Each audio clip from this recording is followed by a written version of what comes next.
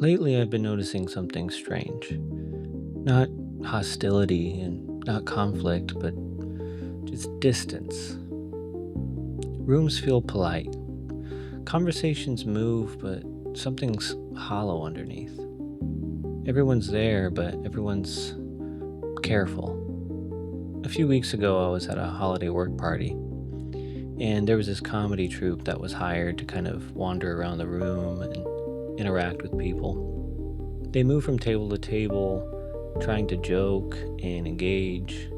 Mostly they were met with averted gazes and replies that just had to be pulled out. It wasn't tense, but it was cautious.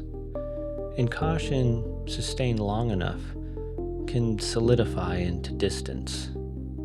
I don't think anyone means to be distant. It feels more like we're minimizing our own volatile parts, lowering the volume of our own personalities before we enter a room. The laughs get softened, the enthusiasm gets filtered, and the reactions just get reworded. At some point, seriousness became the default posture. And seriousness has its place. But when it's the baseline, everything else starts to feel like an interruption. It's harder to tell where performance ends. Even off the clock, something stays on. Our reputation starts to feel continuous, which makes even small misreads feel expensive.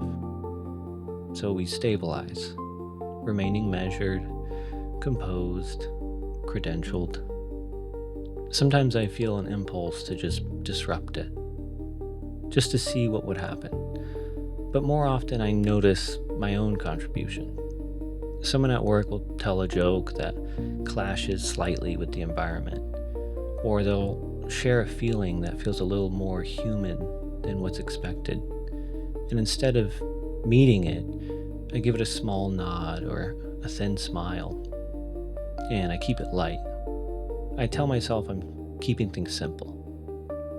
But when that's where most of my time goes, I start to wonder what it is I think I'm saving myself from. And some days I go in with the intention of being different. A joke will form in my head or a slightly vulnerable thought, and I'll consider it. And then I'll reconsider it. And then I'll just kind of feel the moment pass. Not out of fear exactly, it's just calculation. Individually, it makes sense. Collectively, it creates something odd. I've caught myself thinking in some rooms, what if the opportunity to speak to another person was rare? Because if it were, I wouldn't hesitate. But it's not. So I do. Because there's always next time. When everyone narrows their range at once, the room goes flat, safe, and strangely hollow. I know it's not a lack of depth, it's more like a emotional narrowing. But that's the cavern between us. Just the other day, someone asked me what my interests were outside of work. Now, I enjoy writing music, making videos, cooking, painting, playing games. But what I said was nothing much, really. I imagined the follow-up questions and realized I didn't really have time for a longer conversation, so I just bailed. Which is unfortunate because I'd actually really like to talk about those things. Socializing has never been effortless, but instead of getting simpler, it feels like the unspoken rulebook just keeps expanding.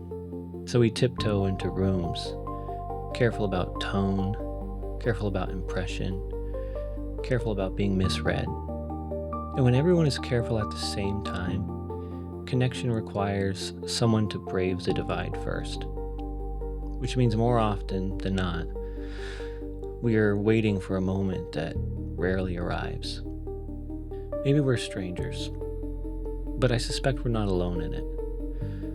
We move through rooms in the same careful rhythm, laughing at the same lowered volume, holding back at the same edge. Maybe this is just what happens. When everybody arrives, breath held, already a little managed,